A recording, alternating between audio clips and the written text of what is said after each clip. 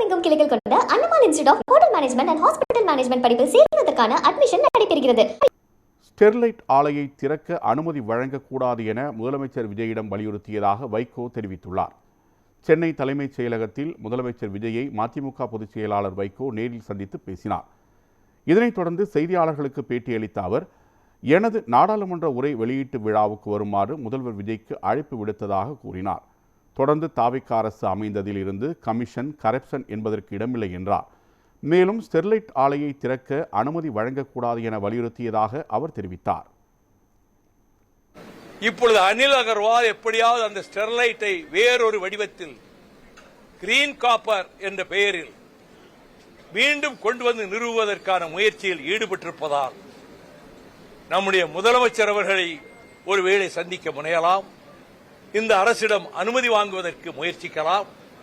அதற்கு இடம் கொடுக்கக்கூடாது. அது புற்றுநோயையும் சர்ம நோய்களையும் ஏற்படுத்தி அடியோடு 40 கிலோமீட்டர் சுற்றளவுக்கு விவசாயத்தை பாழ்படுத்துகிறது இந்த காப்பர் ஸ்மெல்டர்.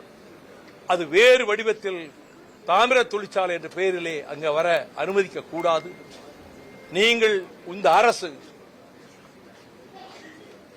தாவேகா அரசு அதற்கு இடம் கொடுக்க கூடாது என்பதை வலியுறுத்தி விரிவான ஒரு memorandum both in English and Tamil நான் முதலமைச்சர் மாண்புமிகு ஜோசப் விஜய் அவர்களிடம் தந்து இந்த பின்னணியை சொல்லியிருக்கிறேன். மகாராஷ்டிரா லைசன்ஸை ரத்து பண்ணவுடன் கோவாவுக்கு சென்றான். கோவா விரட்டி அடித்தது. குஜராத் உள்ளே வராதே என்றது. இப்ப நான் கேட்கிறேன், பிரதமர் ரொம்ப காப்பருக்கு ரொம்ப கவலைப்படுறாரு. உங்க குஜராத்தில் ஆரம்பிங்க, மத்திய பிரதேசத்தில் ஆரம்பிங்க, தமிழ்நாடு தான் உங்களுக்கு கிடைச்சதா? இந்த கோரிக்கையை மிக அமைதியாகவும் நாம் நீண்ட நேரம், இந்த அளவு சுருக்கமாக கூட சொல்ல, நீண்ட நேரம் விளக்குவதற்கும் முதலமைச்சர் அவர்கள் சந்தர்ப்பம் கொடுத்தார்கள். விரிவாக விளக்கியிருக்கிறேன்.